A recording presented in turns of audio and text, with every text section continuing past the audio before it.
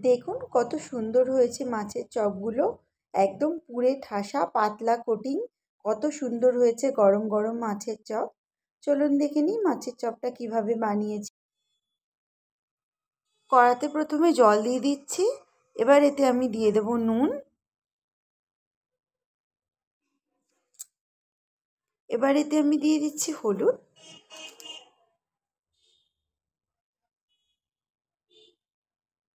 দিয়ে দেবো এতে 1 ঢাকনা ভিনিগার।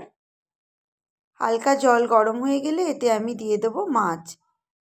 এখানে আমার কাছে ভেটকি মাছের একটা লেজা ছিল, আমি সেটা দিলাম, আপনারা চাইলে অন্য পিসও দিতে পারেন। এবার মিনিট 5 ফুটিয়ে মাছটা নরম হয়ে গেলে নামিয়ে নিচ্ছি। দেখুন মাছটা নরম হয়ে গেছে। এবারে এখানে নিয়ে নিয়েছি 2টো কাঁচা লঙ্কা, নিয়ে নিয়েছি রসুন 4-5টা কোয়া, আর একটুখানি আদা নিয়েছি, ছোট ছোট 2 টুকরো আদা নিয়েছি, আর নিয়েছি এখানে 2টো পেঁয়াজ। এবার এগুলোকে আমি গ্রেট করে নেব। আমি গ্রেটারে গ্রেট করে নিচ্ছি। এখানে এবার মাছটা ঠান্ডা হয়ে গেছে, এবার আমি এটাকে ছাড়িয়ে নিচ্ছি।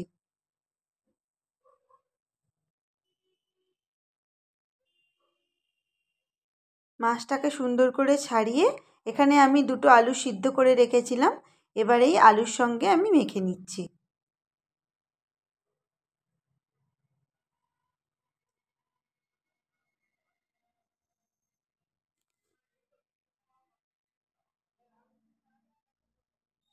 মাখার সময় খেয়াল রাখতে হবে যেন আলুর মধ্যে কোনো ডেলা না থেকে যায়।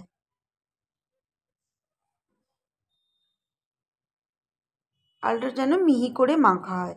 এবার আমি কড়াতে তেল গরম করে নিচ্ছি। এবার এতে আমি দিয়ে দিচ্ছি গ্রেট করা আদা, রসুন, কাঁচা লঙ্কা আর পেঁয়াজ।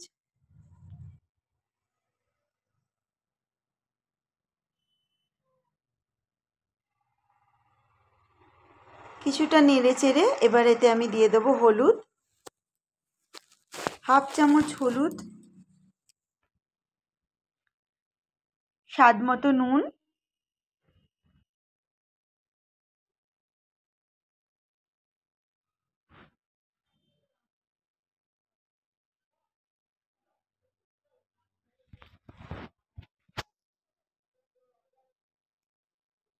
মশলাটা একটুখানি ভাজা ভাজা হবে, এতে আমি দিয়ে দেবো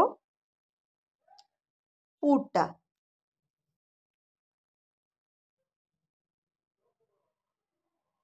যেটা মাছ আর আলু একসঙ্গে মেখে রেখেছিলাম সেটা আমি দিয়ে ভালো করে ভেজে নেব। হালকা করে নাড়াচাড়া করে এতে দিয়ে দেবো ধনেপাতা কুচি।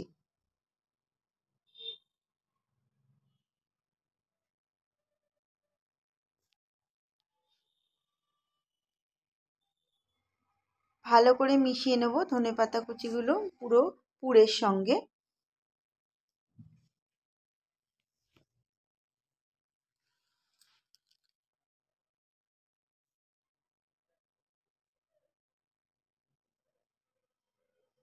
এবার এতে আমি দিয়ে দেবো ভাজা মশলা। এতে আমি দিয়েছি গোটা জিরে, গোটা ধনে, গোটা মৌরি, 1/2 চামচ নিয়ে আর 2টো শুকনো লঙ্কা নিয়ে আমি ভালো করে শুকনো কড়ায় নেড়ে আর গুঁড়িয়ে নিয়েছিলাম। এবার এতে আমি ভাজা মশলাটা দিয়ে তার সঙ্গে 1 চামচ ভিনিগার দিয়ে দিলাম, 1 ঢাকনা ভিনিগার দিয়ে দিলাম, দিয়ে আমি এটাকে ভালো করে মিশিয়ে নিয়েছি।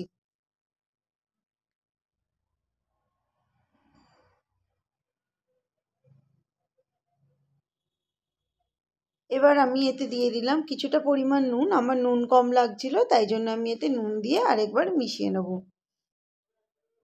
এবার এতে আমি দিয়ে দেবো গোলমরিচ গুঁড়ো,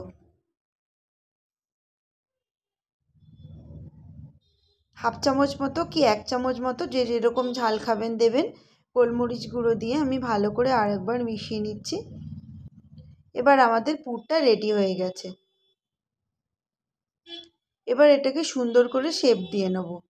পুরটা ঠান্ডা হয়ে গেছে, এবার আমি এটাকে সুন্দর করে শেপ দিয়ে নিচ্ছি।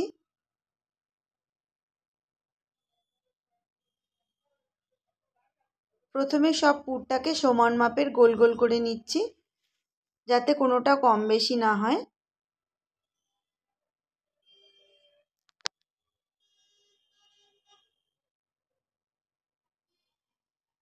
এবার আমি এই পুরগুলোকে চ্যাপ্টা করে নিচ্ছি। আর একটা বাটিতে আমি ময়দা নিয়ে গুলে নিয়েছি। ময়দাটা না পাতলা না ঘন, এরকমভাবে গুলে নিতে হবে।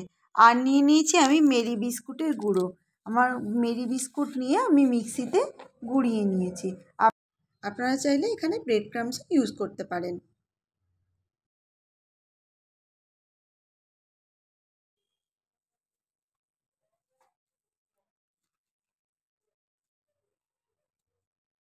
এবার একে একে আমি এই চপগুলোকে তৈরি করে নেব।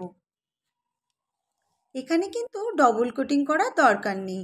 একবার ময়দার গোলায় ডুবিয়ে বিস্কুট গুঁড়ো মাখিয়ে নিলেই কিন্তু দারুণ তৈরি হয়ে যাবে চপ। ডবল কোটিং করলে কিন্তু খোলটা অনেক সময় মোটা হয়ে যায় আর খেতে ভালো লাগে না, তাই ডবল কোটিং না করলেও হবে।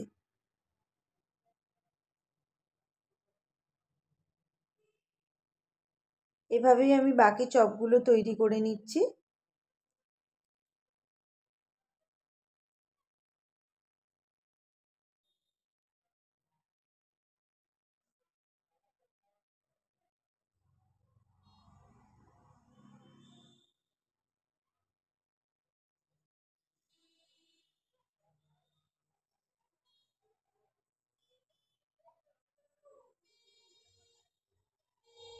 ব্যাস, এবার কড়াতে আমি ভেজে নিয়েছি। তেল গরম করে একদম অল্প আঁচে ভাজতে হবে, আর একদম হালকা হাতে নাড়বেন, নাহলে কিন্তু পুরো ভেঙে যাবে।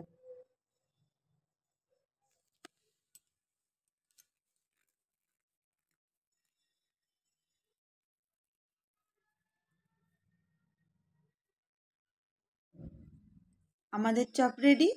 আর এবার কাসুন্দি বা টমেটো সস যে যেরকম ইচ্ছা সেরকম দিয়ে আপনারা খেয়ে নিতে পারেন। দেখুন কত সুন্দর তৈরি হয়েছে, একদম দোকানের মতো, আর টেস্ট পুরো জিভে জল আনা।